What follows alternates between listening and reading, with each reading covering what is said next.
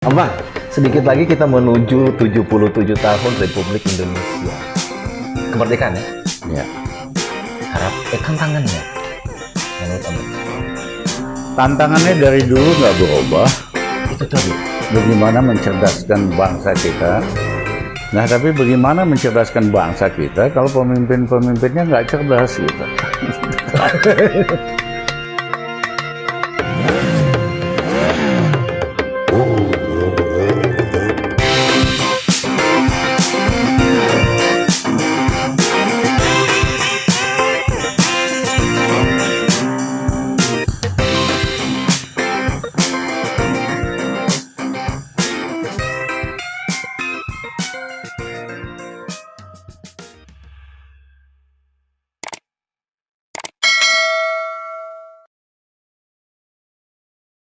Halo, Kopi Palu Lovers. Hari ini kita mau berkunjung main ke rumah Abangda, mantan menteri, orang terkenal, orang populer, luar biasa cendekiawan Muslim, Abangda Rizal Ramli. Oke, come on guys. Oke. Assalamualaikum. Waalaikumsalam. Abang. Bang Tajio. Abang Rizal Ramli, long time no see. Jauh-jauh kamu dari Palu, nengok saya di sini. Sehat Abang? Sehat. Yang nggak sehat itu Republik. Republik kita lagi nggak sehat. Kita kan sehat-sehat. Ada masalah dengan Republik. Banyak banget. Banyak, Bang. Kita cerita ya. Iya. Oke. Apa nih Bang? Wih, Einstein. Ini buku original. Siap. Kopi original dari buku Einstein. Ini buku paling mahal di rumah ini. Kamu lihat rumus-rumusnya Einstein tuh. Oh, Tulisan tangan ya. ini rumus-rumus semua ya? Ya. Einstein ini manusia luar biasa. Dia itu multi dimensi. Jadi orang yang cerdas sekali, tapi juga suka musik, suka filsafat, dan bisa jelaskan teori relativity sama anak SD umur 6 tahun. Tapi bisa jelaskan teori relativity sama orang-orang dengan matematik tingkat tinggi. Itu artinya dia genius, bisa jelasin masalah sederhana jadi susah, masalah susah jadi sederhana. Abang dengar Ya. juga koleksi buku Einstein itu Ya. paling banyak rumah Abang Rizal Ramli. Ya, saya ada puluhan buku tentang Einstein. Karena saya dari SD fan berat Einstein. Sama Einstein ya? Ya. Dan yang kedua, kalau saya ulang tahun, teman-teman saya di seluruh dunia kirimin hadiah Einstein. Saking dia orang tahu itu kalau Abang Rizal Ramli ini penggemar Einstein ya. Ya, jadi Ngefans berat ya. mulai dari buku seriusnya, biografinya, komiknya, bahkan 2 tahun yang lalu saya dikirimin dasi Einstein, kaos kaki Einstein. Oh, nanti kita ubek-ubek ini lagi ubek-ubek rumah. Ya, Ada satu, tapi kalau saya salah dibenerin ya. Ya. Imajinasi lebih penting daripada pengetahuan. nah itu memang Benar. quote Einstein. Quote Einstein. Wang itu artinya imajinasi itu lebih penting dari ilmu pengetahuan. Ilmu pengetahuan. Dulu ilmu pengetahuan itu kita kan susah untuk tahu. Hari ini anak-anak muda pengen tahu apa aja tinggal tanya Mbah Google. Ya, udah tahu kan? Ya. So what gitu. Habis itu apa? Nah, orang yang inovatif, yang kreatif, dari apa yang dia ketahui, dia lakukan inovasi. Dia lakukan penemuan baru atau modifikasi. Makanya Einstein jauh hari mengatakan, yang penting itu imajinasi, bukan pengetahuan. Pengetahuan tuh bisa baca, bisa hari ini tanya Mbak Google. Terus habis itu cuma tahu gitu, so what? Nggak ada hebat-hebatnya gitu lah. Makin imajinasi lebih Yang penting penting daripada Abang masih energi. Ya. Olahraga terus. Olahraga normal lah, jalan kaki. Oke, siap. Ya. Abang kayaknya kita harus cerita banyak Ya. di situ. Ya, silakan. Akhirnya kita ketemu lagi. Ya, Bang.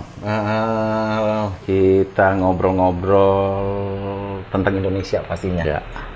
Pertama tadi masuk, saya tertarik gitu. Indonesia sedang tidak baik-baik saja. Menurut Abang, Bung.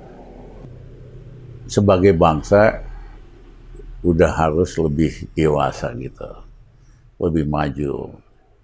Apalagi konstitusi kita, undang-undang dasar kita bilang kan, tugas negara itu bikin rakyatnya cerdas. Tugas negara bikin rakyatnya makmur.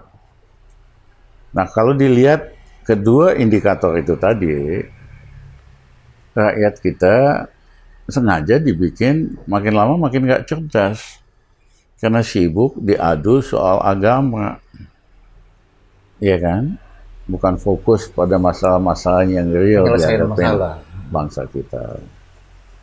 Dan kalau dari segi kemakmuran, hanya 30% lah rakyat kita yang sudah merdeka. Merdeka artinya dia makan cukup, punya rumah, kesehatan, lain-lain. Gitu. Selebihnya? Selebihnya itu dibatas.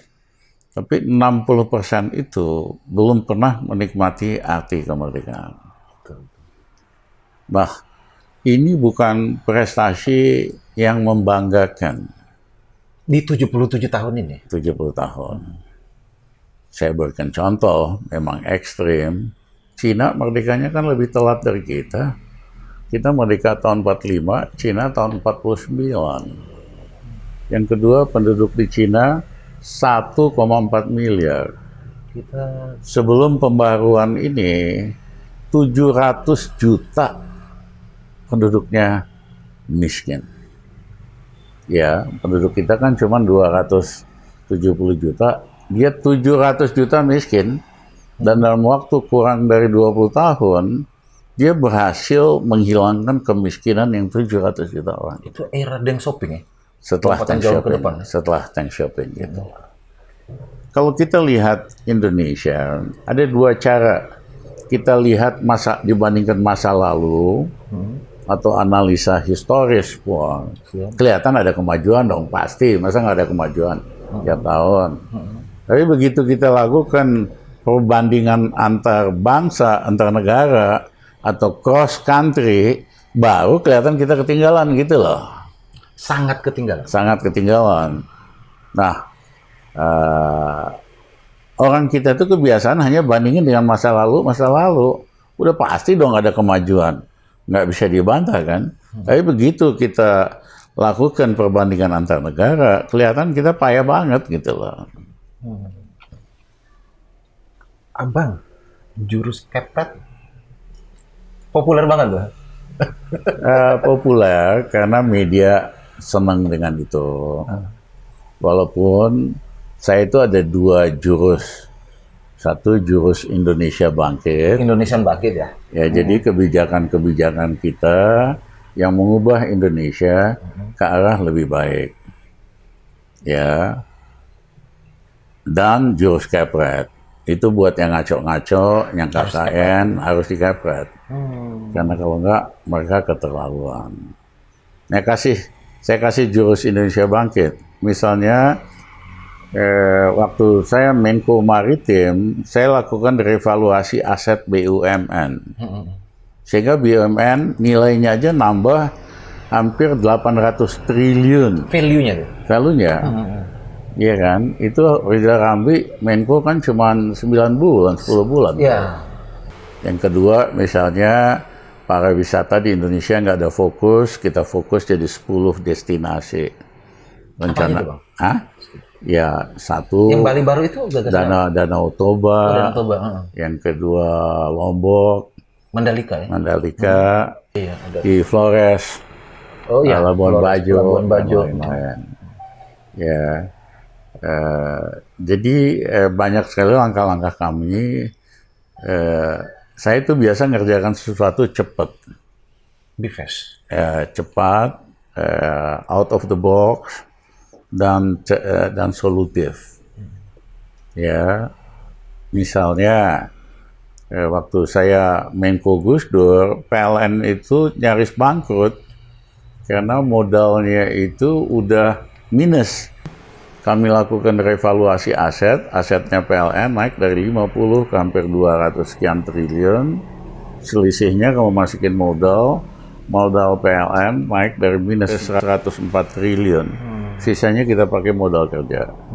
Belum pernah dalam sejarah Indonesia penyelamatan BUMN tanpa suntikan uang negara. Itu terobosan ya? Ya, saya udah berkali-kali itu. Nyelamatin bank tanpa Bank BI waktu itu bangkrut, kita selamatin tanpa suntik uang negara. Di era Abang Rizal Ramli, BUMN keok. Ya. Kepret gitu. Ya. Abang, sedikit lagi kita menuju 77 tahun Republik Indonesia. Kemerdekaan ya? Ya. Tantangannya menurut Abang? Tantangannya dari dulu nggak berubah. Itu tadi. Bagaimana mencerdaskan bangsa kita. Nah, tapi bagaimana mencerdaskan bangsa kita kalau pemimpin-pemimpinnya nggak cerdas gitu. Itu dulu harus dibenahin supaya bangsanya cerdas. Ya, yang kedua jangan lagi diadu domba soal agama, soal warna kulit, soal suku. Justru karena kita berbeda-beda, ada Puang, orang Palu, ada siapa, orang Timor, dan lain-lain, itu kekayaan kita, itu kelebihan kita. Dan harus dikelola. Budaya kita lebih kaya gitu. Tapi kalau kerjanya cuma ngadu antar suku, antar agama, ya bangsa kita nggak akan maju, malah mundur. Seperti yang terjadi beberapa tahun terakhir. Nah, tantangan yang kedua, yaitu bagaimana memakmurkan bangsa kita secepat-cepatnya. Agar yang 60% yang belum merdeka itu juga bisa menikmatin kemerdekaan. Ada nggak contoh? Banyak. Ya, Korea, Jepang, Cina bisa kok, penduduknya lebih banyak dari kita, mereka bisa Memakmurkan rakyat. ada role model gitu. Iya dong, ada contoh-contoh. Nah, kita juga bisa, ada caranya untuk memakmurkan bangsa kita dalam waktu 10 tahun lah. Iya kan? Nah, tapi kan 7 tahun terakhir kita menyia-nyiakan kesempatan. Kita bukannya makin maju, malah makin mundur. Ya, ada caranya bagaimana bangsa kita bisa lebih makmur. Gitu. Abang, setiap ganti rezim, keadaan nyaris tak berubah. Apa yang salah dengan kita itu? Karena nggak mau belajar dari sejarah. Ya, Pak Harto kan dalam beberapa segi bagus, dalam segi pembangunan. Tapi KKN-nya luar biasa. Nah, harusnya pemimpin setelah itu belajar bahwa yang merusak bangsa ini KKN. Iya kan? Makanya reformasi kan tuntutannya hapuskan KKN. Nah, syukur alhamdulillah Habibie sebagai presiden, Gus Dur sebagai presiden, nyaris nggak ada KKN-nya. Iya kan? Tapi hari ini Jokowi balik lagi bikin dinasti KKN, bikin pemerintahan yang oligarki, yang semi otoriter. Jadi dia nggak belajar dari sejarah. Nah, kalau nggak belajar dari sejarah, nggak aneh hasilnya itu payah gitu loh. Begitu lagi. Bukan maju, malah mundur. Ya, jadi siapapun pemimpin habis ini harus hapuskan KKN. Nah, tantangan-tantangan saya tadi buka-buka bukunya Abang, Jurus Raja Wali Bangkit di era Gus Dur. Mulai dari BUMN, kita sudah bahas segala macam. Nah, menuju 77 tahun. Saya pikir ada sesuatu PR, ada banyak PR yang belum tuntas di negeri ini. Hari ini kita minta solusi dari Abang kita. Abang, solusi ngomong. Ya, seperti saya katakan tadi. Jokowi udah 7 tahun. Nggak bisa menyelesaikan banyak masalah. Dia hanya bangun infrastruktur pakai hutang pula gitu loh. Ya, nah infrastruktur ini nanti masih dibayarin utangnya, wah itu pusing lagi ngurusinnya. Ya, Tapi dia nggak punya kemampuan untuk menurunkan harga kebutuhan pokok seperti minyak goreng dan lain-lain. Ya kan? Yang terbaru minyak goreng. Nah,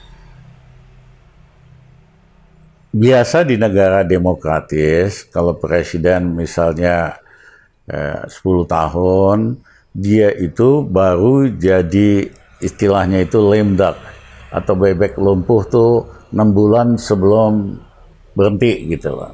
Karena udah di bawahnya nggak ada, orang udah nggak mau dengar lagi, dia pejabatnya pun udah ogah-ogahan. Dan fokus untuk pemilu berikutnya. Ya. Nah, tetapi aneh bin ajaib, di Indonesia Jokowi kan masih 2,5 tahun lagi. Tapi dia sudah jadi lame duck, bebek lumpuh. Ya, kebijakannya tidak ada yang efektif. Ya kan? Ngurusin minyak goreng aja ini udah bulan ke-6. Harga-harga naik terus. Nah, pertanyaannya, betul nggak sih sehabis Jokowi pasti lebih baik? Saya optimis, pasca Jokowi, Indonesia pasti lebih bagus. Siapapun. Satu, karena nggak akan ada lagi buzzer-buzzer dan influencer berbayar yang kerjanya ngadu domba soal agama, soal apa. Iya kan? Kalau itu nggak ada kan kita lebih damai dong. Dulu kan kita nggak ada masalah, beda agama, beda suku, bisa bercanda-bercanda. Hari ini kan Bisa ngopi bareng. bisa ngopi bareng. Pakai kopi Palu kan. Ngopi bareng.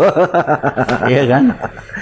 Ini karena mereka berbayar oleh yang kuasa untuk mengalihkan isu supaya rakyat jangan fokus dengan kelemahan-kelemahan pemerintah ini. Jadi ngomongin agama, siap berantem buat agama kita. Jadi pasti lebih damai. Yang kedua, pemerintahan pasca Jokowi pasti bisa menurunkan harga kebutuhan pokok.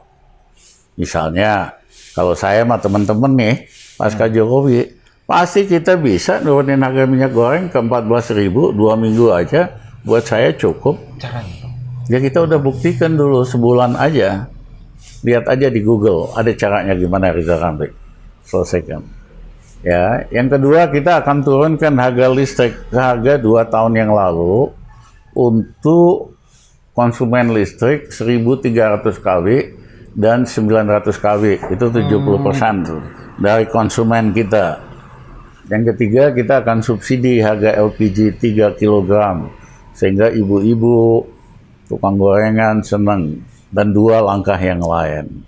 Jadi dalam waktu 6 bulan setelah Jokowi, ekonomi rakyat pasti lebih baik, di kantongnya ada uang, karena tarif tagihan listriknya berkurang, tagihan LPG-nya berkurang, ya kan, biaya untuk beli kebutuhan pokok berkurang.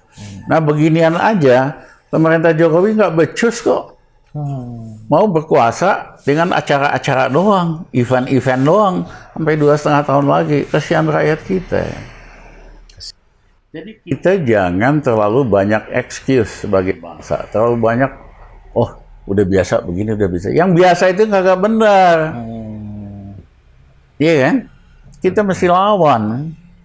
Ini terobosan breakthrough dari seorang pemimpin lah. Wah ini udah biasa begini. Yang biasa ini yang rusak. Kalau nggak Indonesia udah maju. Harus ada anti mainstream ya. Harus lawan. Iya kan, harus lawan dong. Jurus lawan gitu loh. Indonesian bangkit, kepek gitu, tidak dilawan.